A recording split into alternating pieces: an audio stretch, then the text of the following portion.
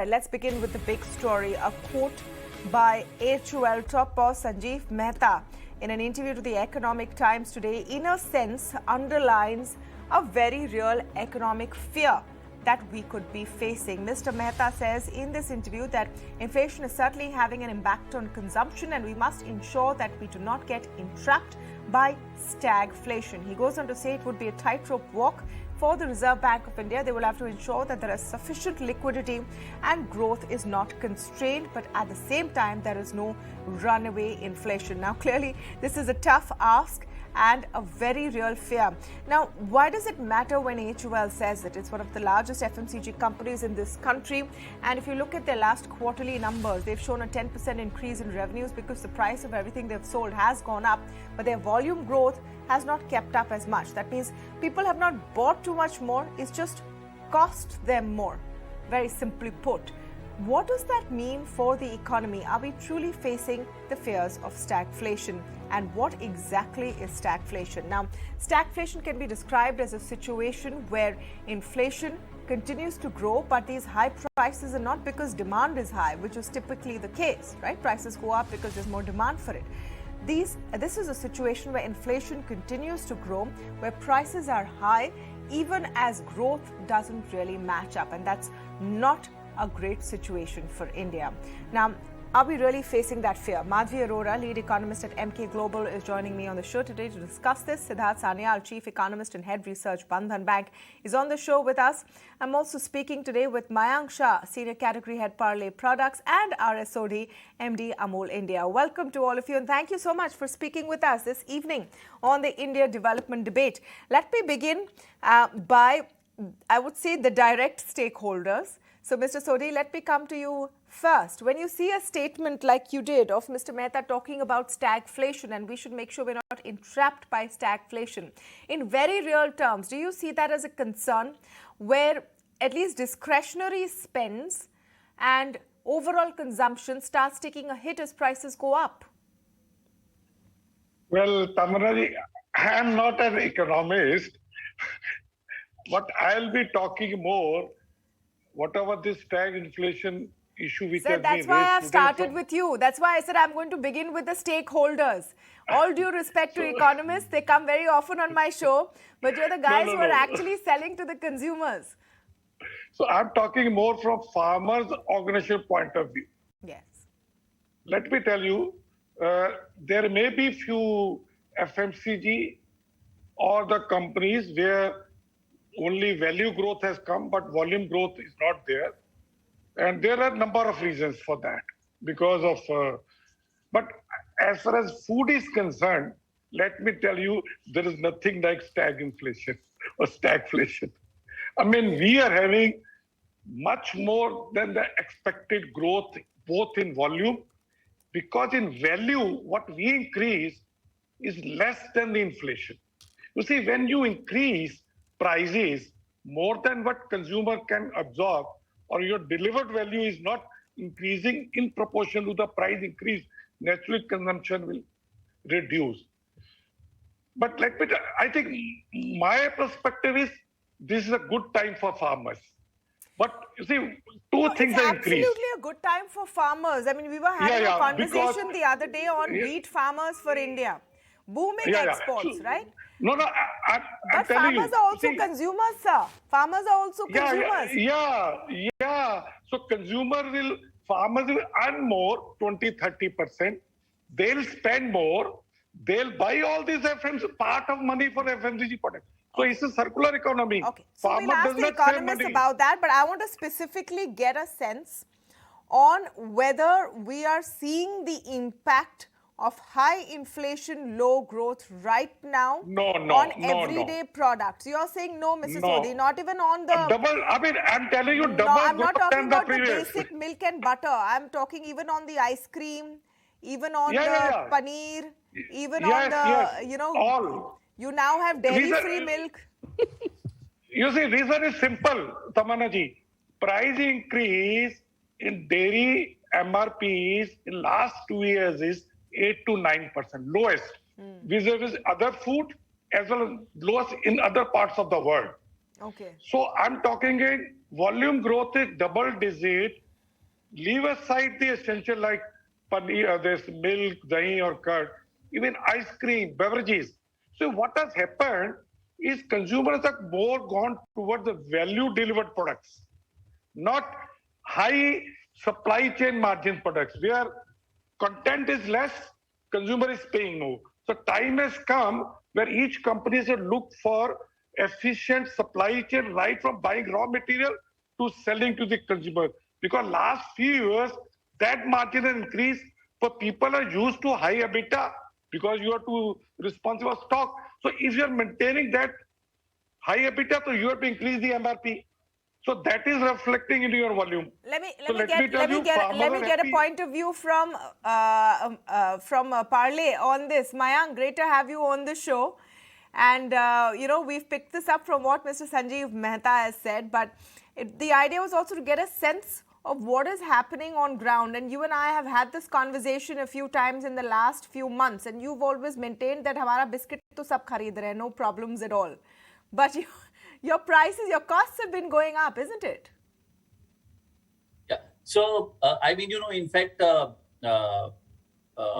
would wholeheartedly agree with what Mr. Sodhi just shared.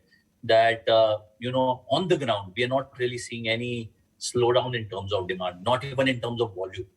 Even volume growth is there. Value growth definitely is there.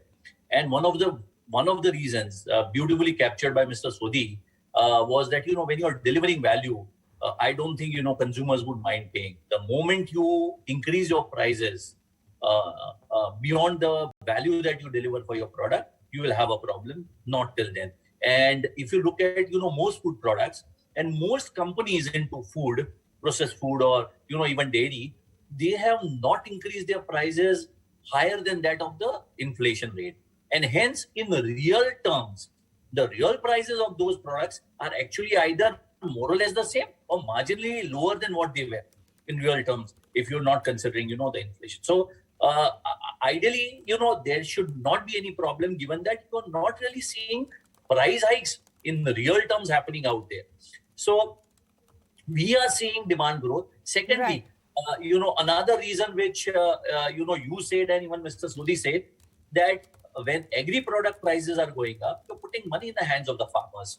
And, we have a large rural population. We were talking about rural slowdown till the last quarter of 2021, but we have seen a revival in demand in rural growth from the first quarter of 2022. And that's heartening. And going forward, the way they are getting money for the produce that they have, right from the wheat, which has now started getting exported because of the geopolitical reasons, to many other things, I think farmers are earning more, which in turn means that they are going to spend more. So, as far as demand is concerned, we are not going to see any issue. No, so wait a minute. So let me come to this. Farmers will earn more, so they will spend more. So why are we worried? Is one thing which has been echoed by both Mr. Sodhi, both by Mr. Shah. Let me come to you, Madhavi Arora, first on this theory. First of all, for our viewers, let's start with the stagflation point of view. Do you agree with the HUL boss's observation or concern or chetavni, however you want to put it, that we should make sure we don't face a stagflation trap? So I think stagflation to some extent is a very abused word, used very casually by people whenever they see a very high inflation scenario. And to put the growth context into perspective, we need to realize that India firstly was anyway in a downtick growth trajectory before COVID happened. And even after the COVID rebound that we saw, which again clearly was driven largely by profits of large corporates and wage growth in a handful of labor market, there was anyway a very, as we've been discussing enough about the fact that it was a very K-shaped recovery that we were seeing. So the segmented labor market somewhere would have had to anyway give in, and especially after the so-called pent-up demand sort of fizzles off, there was anyway an expectation that given the fiscal stimulus, which was quite tepid in India and in fact, most of the emerging markets, there would have been, some kind of a stabilization in growth or a slower growth relative to what the COVID period saw. That said, I think I am not very sure, whether we are into a very stagflationary scenario. Of course, inflation is going to be a worry. But as you can see by the latest numbers that you talked about with the auto sector itself, the kind of rural demand that one is seeing will have a multiplier impact, on rural manufacturing, services and construction. Just to give, the things in perspective, as both the gentlemen were talking about with regard to, the inelastic demand, I think to a large extent, both of their products are, they're basically non-durable. So generally, higher inflation scenario, it's a durable goods that tend to get impacted. Thus, maybe that is one of the reasons why they're not really seeing an impact immediately. And in fact, as we can see, the agriculture terms of trade are actually gone in favor of the farm labor, largely because of higher agri prices. Now, to again put that thing in context, even if they're seeing a higher farm income, it would also likely be compensated by higher costs because the diesel, freight, labor cost will go up. But at the same time, most of the key farm inputs are fixed price or subsidized, like urea, water, power. And I think more importantly, agriculture has diminished in contribution to the rural economy. So in the 1970s, around 70% of the net domestic product or gross domestic product used to come from the agriculture sector in the rural segment, which was down to around 40% as per 2012 data. I think it would have further gone down to probably less than 30% at the current junction. So basically, the contribution of agriculture in the rural economy has gone down from a 70 to a 35, 40 maybe, or even lower. But that said, there's still, that will still have a multiplier impact. The higher crop income that you may see in this quarter or 6 months will have a multiplier impact on rural manufacturing and services and construction sector. So obviously we can't break it down that simply.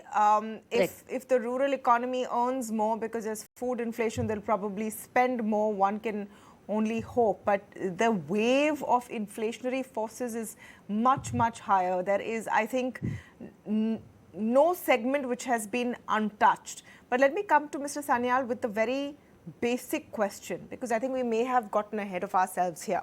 We started this program with the question of, is India facing a stagflationary fear?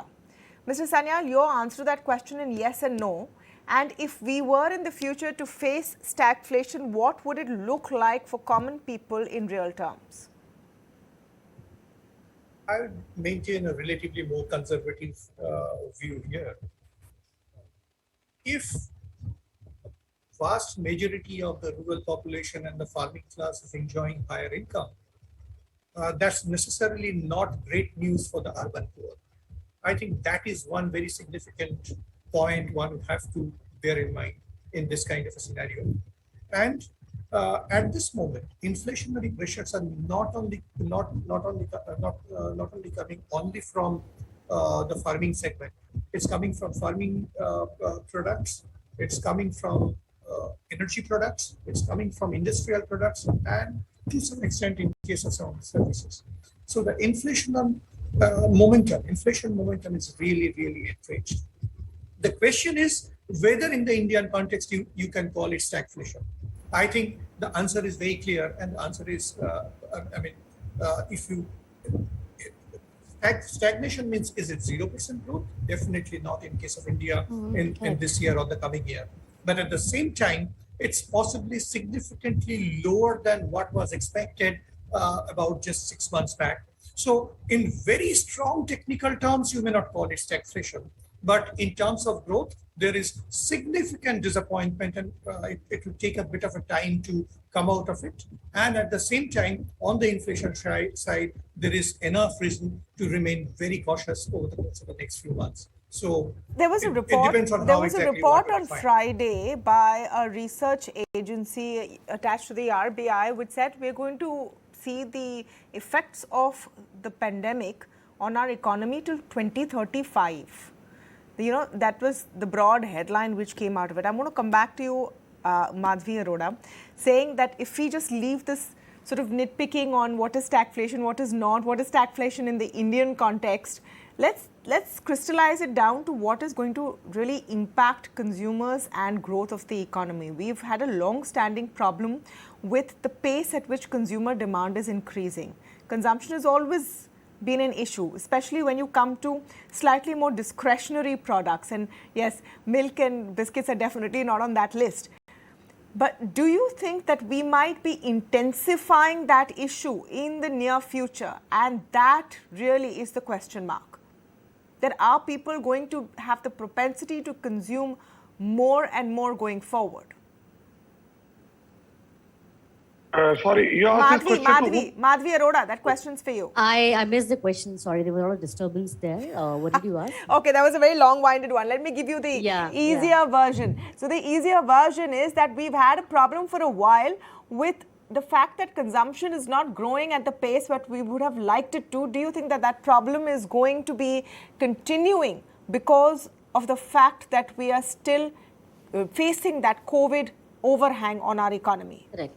That's what I started off saying, that you saw the kind of growth that you saw post-COVID was largely on the back of higher capital and profits in the large corporates and segmented labor market. So clearly there was only a segment of economy which was growing.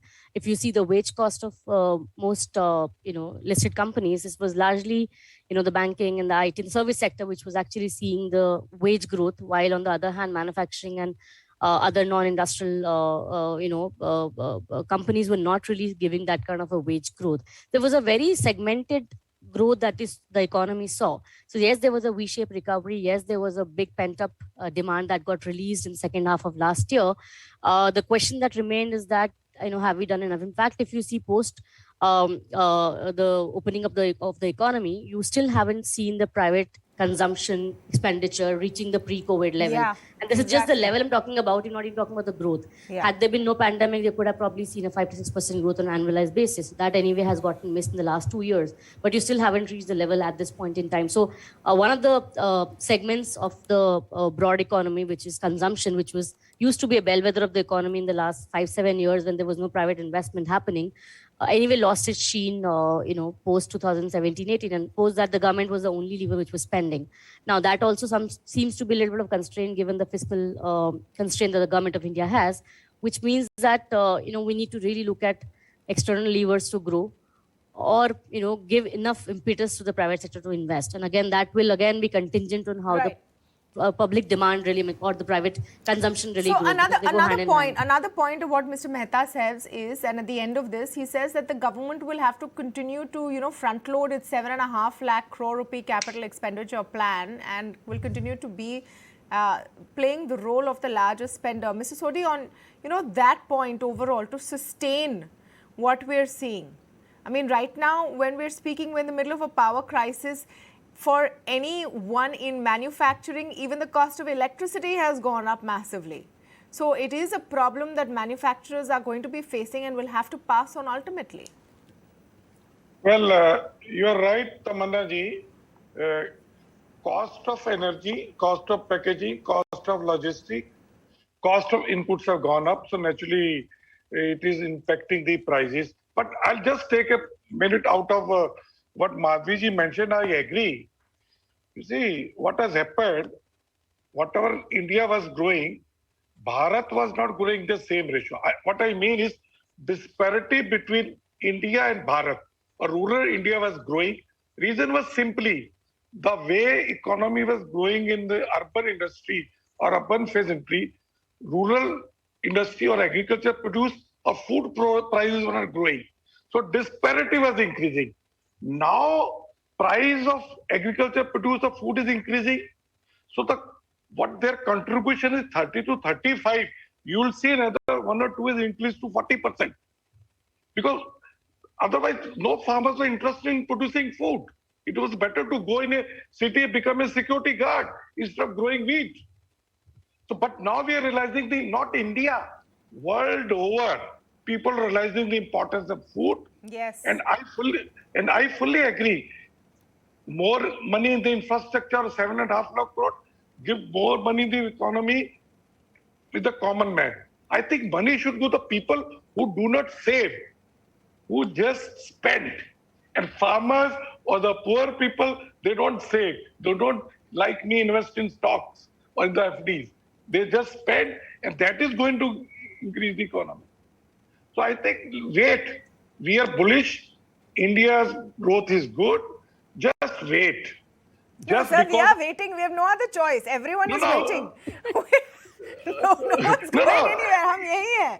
The no, question no, is, no. the question is It that, is, like, are you going to take another price hike anytime soon? no, no, even if I have to take, I not tell on this channel. And price hike is subject to the markets, input cost, other thing. And let me tell you, price increase on milk products or milk will not be more than the food inflation. Oh, that's a huge relief because, you know, like people can't avoid petrol and diesel, they can't avoid buying milk either. And that is one of the necessities. Mayank, It will not be like, you see, it will not be like edible oil, 50, 60, 70%, because we are import dependent country. Yes. In food, we are self-reliant, you will see minimum inflation vis-a-vis the countries which are import dependent. Absolutely. I mean, we have that situation with wheat going. Mayank is probably feeling the heat with the way wheat prices have gone up. There are talks now whether we should, you know, have put a ceiling on export of wheat. Mayank, you think that steps need to be taken to first protect the domestic consumer and make sure that inflation doesn't pinch at least the basic ability to consume beyond a point? So I think, there needs to be a balanced approach, and I think government is doing that. So as long as, it's not really pinching the pockets of the domestic consumers, and as long as it's helping, because, you also have to take care of all the stakeholders, including farmers or producers of, grains. If you're not providing them, a decent returns, then there would not be any incentive or motivation for them to continue agriculture. And hence, to a certain extent, as long as your requirements are met, you allow them to export. And beyond a point, if you feel that you have a problem with the food security of the country, or, probably the requirement of the country, is when, you bring in measures to curb the export. And I think government is doing that. Just going back to the original question of stagflation, there are three things I would like to just touch upon that. Three essential requirements to be met for stagflation. One is, economic growth would be lower. Second would be, employment would be a challenge. And third would be inflation. Now, if you're talking about employment, you're seeing, unemployment numbers going down continuously. On the inflation front, it's a global, geopolitical problem right now. It's a global problem, and hence we are facing that problem on, inflation, which to my mind, if you look at the current prices, they're not going to be sustainable. So once, this political problems would be resolved, we are expecting, and we're not talking about inflation, we are in fact talking about correction of those prices. So it's not that, they will not increase further. They would have to probably go down, because this clearly are not sustainable. So even on the inflation front, that's the other thing. And on the third, which is the demand, as I think, most of the people on the panel are talking about that, you would have, rural demand coming in strongly, and even urban demand, I don't think would really be far behind. I think, we will not be seeing consumption going down. If at all, we'll see only consumption going up. May not be to the extent that was desired, but will continue. But put together, urban plus rural, we'll see, a good demand going forward. So demand should be fine, but we need some sort of a plan of action as far as it comes to inflation. That's the takeaway from what Mayank is saying. We'll wrap this up, but thank you so much to all of you for joining us on the lead debate. The simple question, no matter how you define or look at stagflation in the Indian context, the big fear is, because we've already seen retail interest rates also inching up, are things going to become so expensive that they start dampening the ability to consume at a much faster rate? That would not be good news for the Indian economy.